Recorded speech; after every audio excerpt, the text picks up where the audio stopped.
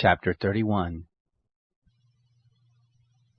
It happened in the 11th year, in the 3rd month, in the 1st day of the month, that the word of the Lord came to me, saying, Son of man, tell Pharaoh king of Egypt, and to his multitude, Whom are you like in your greatness? Behold, the Assyrian was a cedar in Lebanon with beautiful branches, and with a forest-like shade, and of high stature, and its top was among the thick boughs. The waters nourished it, the deep made it to grow. The rivers of it ran around its plantation, and it sent out its channels to all the trees of the field. Therefore its stature was exalted above the trees of the field, and its boughs were multiplied, and its branches became long by reason of many waters, when it shot them forth.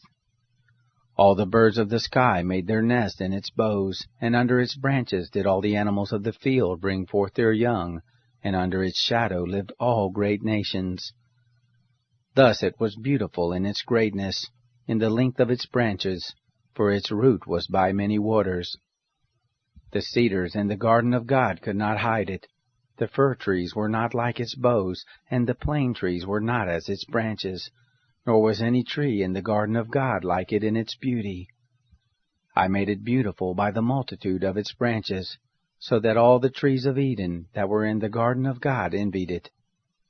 Therefore thus says the Lord God, Because you are exalted in stature, and he has set his top among the thick boughs, and his heart is lifted up in his height, I will even deliver him into the hand of the mighty one of the nations.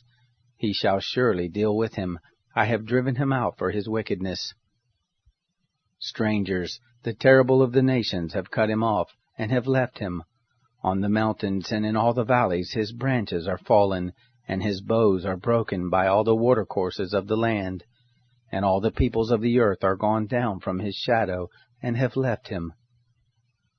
On his ruin all the birds of the sky shall dwell, and all the animals of the field shall be on his branches, to the end that none of all the trees by the waters exalt themselves in their stature, neither set their top among the thick boughs, nor that their mighty ones stand up on their height, even all who drink water, for they are all delivered to death, to the lower parts of the earth, in the midst of the children of men, with those who go down to the pit. Thus says the Lord God, In the day when he went down to Sheol, I caused a mourning. I covered the deep for him, and I restrained the rivers, and the great waters were stayed. And I caused Lebanon to mourn for him, and all the trees of the field fainted for him. I made the nations to shake at the sound of his fall when I cast him down to Sheol, with those who descend into the pit, and all the trees of Eden, and the choice and the best of Lebanon, all that drink water, were comforted in the lower parts of the earth.